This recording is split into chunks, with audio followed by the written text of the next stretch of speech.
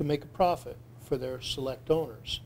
And so they structure themselves around the world with affiliated companies in a way that they can transfer their own products at different stages of production between each other. And in Alaska, a lot of the foreign corporations from Japan and Korea have structured themselves through subsidiaries in Alaska that they basically hollow out. The IRS calls this, you know, hollow corporation because right, and you've testified. That's correct. For the IRS and recovered funds for the United States. Yeah, we've recovered countless millions. They do this through a series of accounting tricks and intercompany transactions. So it gets down to the issue of what's fair trade. And so there are several methods in which they take this out. The other method, beyond the wholesale price, is what they do to the fisherman level. And they have been lowering the ex-vessel price. In fact, that's a global problem today. The United Nations has said that it's a real problem when now fishermen worldwide get only 20% of the total dollars in fisheries. And when you get down to that level, if you run into problems, who picks up the price for when jobs are lost down there on the supplier level, the fishermen and the harvesters? Mm-hmm. Governments have to then step in again. And governments haven't charged these corporations a price for taking this public fish. And another way they do it is they structure loan programs and things that Tim can talk about in the communities that allow them to partnership up with global corporations who then control their production. But so basically, if you didn't understand that, we're getting screwed. Yeah. I mean, you know, I'm sorry. Was that too delicate for everyone? No, my understanding basically, and when we talked about this before, was that if you would say, if you're a processor here, you could say to a fisherman, well, Tim, I'll buy your product for $1. And then you could turn around and say to your parent company, well, I'll sell that product to you for $1.25. And then you say to the government, you can tax that 25 cents. And then you turn it around before it doesn't ever leave, it doesn't even have to leave Alaskan waters. You've sold it to a parent company in Japan or Korea, you've paid taxes on 25 cents, and you put it back in the market at $10 a pound. So the fishermen took it in the shorts, or the waders. The government has lost, but in truth, our Alaska Constitution says that those resources, our renewable resources, our fisheries, are for the betterment of all Alaskans. This is theft. This is complete burglary and boondoggery and cluster douchery, whatever you want to call it, but it is what it is. Now, and on the bottom line of this, which is really why, at the bottom line of this, we have people that are losing their boats, losing their houses, moving back to Wisconsin, which they had no intention of ever doing, but now they have to go live in grandma's basement. They are, you know, the net shops are closing up, the buoy shops are closing up, and then the coffee shops do, and we've got these sort of ghost fishing towns that are just hollowed out from what we were at one point. And lives are being destroyed so that corporations can make money, and that's just immoral. That's right, it's shoplifting. So who the hell's watching them? Who's watching them? Anybody? Well, that's why the operations that are beyond governments have no international watchdog allow these corporations to get away with so much. You know, Enron, it had 1,600 divisions, about 600 of them were foreign. That's how they move their money out. The pharmaceutical companies take U.S. patents, move them to the Caribbean, operate around the world through Swiss dummy corporations, produce the ingredients overseas, give the jobs elsewhere, bring it back in the United States and even Canada at huge costs that then our citizens pay again for. We paid for the patents and you know the development of it. We've lost the jobs, and then we pay it in our medical costs. And this transferring of these prices among these global corporations, when it happens in products, the best term I think an average citizen can learn is it's product laundering.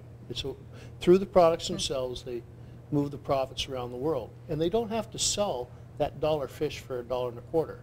They can sell it for 90 cents to their foreign parent, claim a 10-cent tax loss in the United States, and get a but they credit wouldn't do back. that, would they? Oh, come on, Stephen Taufen. well, a lot of Alaskans. Would they do that to us? A lot of Alaskans remember the net operating losses in timber, the amount of timber that left exactly this right. country, and then they created such losses that we then allowed, Ted Stevens passed a law that then allowed for these Alaskan corporations to take these massive losses, paper losses, and sell them for cash to companies like Quaker Oats. So they'd sell $100 million in losses for $30 million to another corporation. That corporation would take $100 million in losses off its books and pay less taxes, but this corporation would get the $30 million. Why isn't this being stopped? Is it because there's such a turnover of people that are being damaged in the industry, like fishermen or whatever, that they're just going away and not fighting it because it's too big? Is it because our legislators are being bought to look away? Is it because NOAA has their head up some sort of orifice that only Jonah has been? I want to know, like, why. I mean, it's so outrageous how damaged the state has been, much less the federal government. Mm-hmm. But why aren't people in the streets with torches and pitchforks and fishing poles? Well, it's interesting because transfer pricing is the largest trade and tax topic in the world today. Mm-hmm. Nations all over the world are trying to do something about it. There's a principle of when you do business with someone else that's not related to you, that we bargain.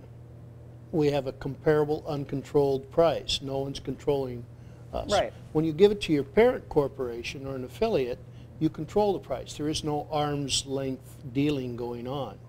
So you can play the accounting they're not even pretending. games. That's correct. They're not even pretending to screw everybody. They're actually videotaping it. And the government doesn't have, the IRS, which Congress likes to get the people to vilify, is actually the ones who start out with the handcuffs on their hands behind their backs when they go after large corporations. Because if you steal hundreds of millions of dollars, you can afford a lot of experts to fight the average IRS agent. And that's been a real problem. We need more whistleblowers. But it's interesting that a lot of Americans have been following health care, and President Obama promised in March to do something about transfer pricing. It was part of his global package of how to help the United States recover billions, tens of billions. Right. And obviously the pharmaceutical corporations looked at this and said, wow, this is going to be a problem for us. And so next thing you know, by May, President Obama's sort of forgotten this. And the pharmaceutical companies come out a few weeks later and offer $80 billion. They tell the Congress and President, we'll chip in $80 billion and reduce drug costs over the next so many years. Why could they afford to do that? And then, as soon as that's done, about 2 months later, they turn around and raise all their drug prices 9%. Because then they can chip back from what they raised it. Absolutely. Then we could pay for their buy-off of Congress. So when you're talking about that, and you bring in healthcare, and that's such a hot topic right now, and I don't know if whistleblowers have really good healthcare.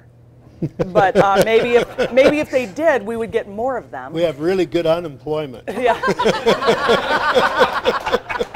Well, and I know this has been a great peril to you, but for all of the price transfer fixing that has gone on with all of these corporations, if that was actually reined in and fixed, whether it be fisheries, pharmaceuticals, timber, if that was actually reined in and tightened up and actually they had to pay their share instead of paying their parent company, could we afford health care in this country? Well, it'd go a long ways. Or could we, fund another war? There's different estimates, for regular goods and services. The estimates are $50 to $60 billion a year is lost this way.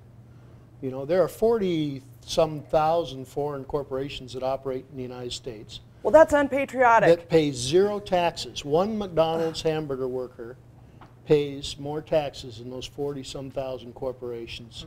Yet they use our highways that we get taxed for. They use all our infrastructure, our business structures, our banking systems. They get to use all the benefits of this country. Our workers bearing social costs of health care, paying attention Well, how about to our environment. troops? Look at the security we've got. That's correct. We're fighting them there so we don't have to fight them here, Carol Ann. I don't know if you heard. And so It's true. there's a lot of attention to this, but we're trying, the government has got so many of these problems. They're trying to clean up bad banking, and you know that 15,000 bad individuals who had money hidden in the Swiss bank account, for one bank alone, just turned themselves into the IRS because they got granted a grace period. And that's a form of transfer pricing too. You know, any of these financial mechanisms where you can work it out on paper and move your profits offshore. Well, isn't